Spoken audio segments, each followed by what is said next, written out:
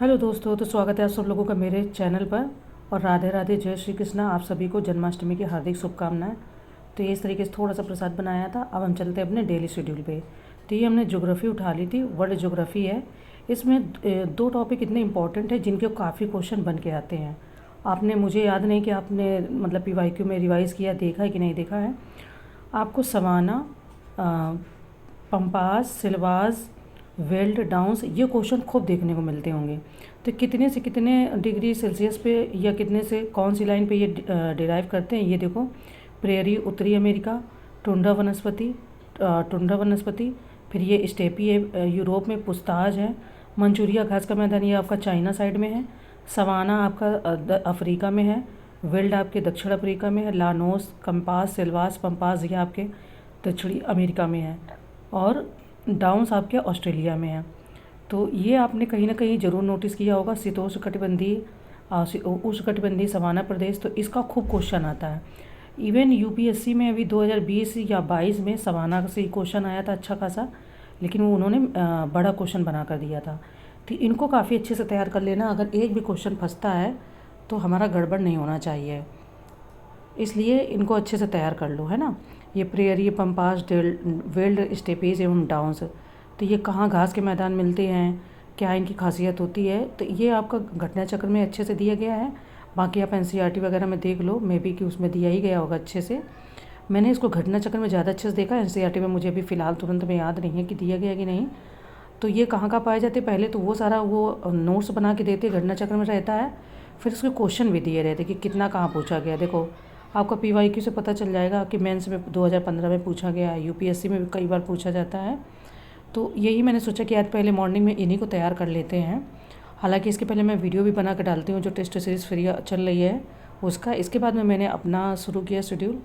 तो ये हमें देखो, सवाना का सर्वाधिक विस्तार कहाँ है, अफ्रीका में, एशिया में, दक्षिण अमेरिका में, उत्तरी अमेरिका में। इस तरीके से ये आकाश क्वेश्चन खूब देते रहते हैं। और सवाना आपका अफ्रीका में ही ज़्यादा है। तो ये पूरा ऐसा नहीं कि 2 मिनट में ये तैयार हो जाएगा, इसमें टाइम लगता है, लगभग 1 घंटे लगेंगे। आप पहले उसको तैयार करो, पढ़ो, फिर उसको समझो, फिर उसके क्वेश्चन देखो। कोई कोई नोट्स बनाता है, कोई नहीं बनाता है। आप चाहो तो बनाओ या ना बनाओ, बट आपको याद हो जाए ये अच्छी बात है। कथन कारण में भी खूब क्वेश्चन ये आते हैं, देखो RORO में भी आया है। तो वही मैं देख रही थी, तो मैंने सोचा इसमें चीज़ें शेयर करने लायक ऐसी हैं जो आपको तैयार कर लेनी चाहिए। हमें पूरी घटना चक्र तो कभी नहीं रट पाएंगे, इतना तो ह्यूमन बीइंग में नहीं जमता है कि इतनी बड़ी बड़ी मोटी मोटी घटना चक्र पूरी रट जाए। पर ऐसे कुछ टॉपिक हैं जिनको हमें तैयार कर लेंगे तो हमें एग्ज़ाम में हेल्प मिलेगी। ठीक है। हाँ, ऐसा कोई वीडियो भी नहीं है जो एक ही वीडियो देख के आपका UPPCS निकल जाएगा, ये भी अपने आप में बेकार की बात है। और सबसे बड़ी बात मैं एक ही बात कहती हूँ कि जिस दिन एग्ज़ाम होता है उस दिन वो जो प्रेशर होता है वो हम लोग अगर निकाल ले जाएँ तो एग्ज़ाम निकलने में आसानी रहती है, क्योंकि उस समय प्रेशर रहता है कि हमें इतने टाइम में इतने क्वेश्चन को अटैम्प्ट करना है ना। अब देखो, ये इस तरीके से क्वेश्चन कभी कभी घुमा के दे देता कि बड़े शिकारों की भूमि के नाम से जाना जाता है। इसके बाद में विश्व के देश उनकी सीमाएं भी खूब पूछ लेते हैं। तो ये टॉपिक ख़त्म करने के बाद मैंने दृष्टि का, ये CSAT का पेपर है, टेस्ट नंबर 8 है।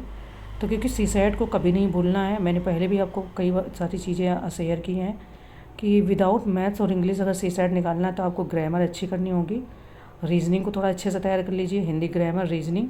इंटरपर्सनल स्किल के क्वेश्चन भी बहुत तैयार करने चाहिए, क्योंकि उसके क्वेश्चन काफ़ी आते हैं, 20 से 25 क्वेश्चन आते हैं। अगर हमारे 20 में 18 या 15 भी सही हो गए तो काफ़ी चांसेस है कि निकल जाएंगे। तो ये पूरा वैसा ही पेपर दिया है जैसा हमें CSAT मिलता है जब हम एग्ज़ाम देने जाते हैं।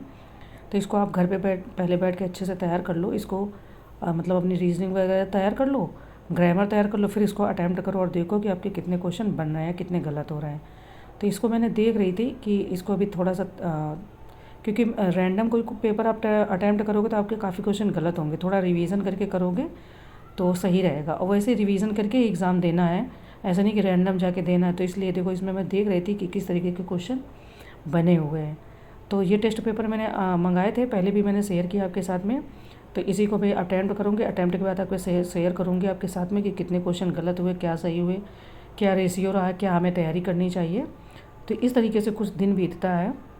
अभी मंदिर वगैरह भी जाना है, मैं मॉर्निंग से कहीं नहीं गई हूँ, मंदिर वगैरह गई नहीं। तो अभी मैंने सोचा थोड़ा सा ही 50% ही अपना टाइम मतलब कंप्लीट कर लें जो भी पढ़ना है, क्योंकि दिन इतनी तेज़ी से भाग रहे हैं और ये फेस्टिवल वगैरह में वैसे ही आपको डिस्टर्बेंस होगी। तो ये कंप्लीट करने के बाद में एक चीज़ और देख लो जैसे ये हम घटना चक्र पढ़ते हैं, अब जैसे ये पॉलिटी की है तो लास्ट में विविध देता है, विविध के भी क्वेश्चन देख लो, उसको छोड़ना मत, क्योंकि यूपीएससी और यूपीपीसीएस के बनते हैं। ज़्यादातर यूपीएससी के क्वेश्चन बनते हैं, लेकिन यूपीएससी से यूपीपीसीएस फॉर्म कर देता है क्वेश्चन। तो ये कुछ चीज़ें जो मैं सीख रही हूँ अपनी जर्नी के दौरान, और अच्छी हैं, जो हेल्प भी करती हैं, मेरे टेस्ट पेपर में इम्प्रूव भी लाती हैं, तो वो आप भी कर सकते हैं। बाकी जो चीज़ें रहेंगी मैं आपके साथ में शेयर करूँगी, और आपकी कोई अगर क्वेरी हो तो आप कमेंट में बताना, फिर मैं उसको बताऊँगी, ठीक है। तो चलिए मिलेंगे बाद में फिर। Thank you.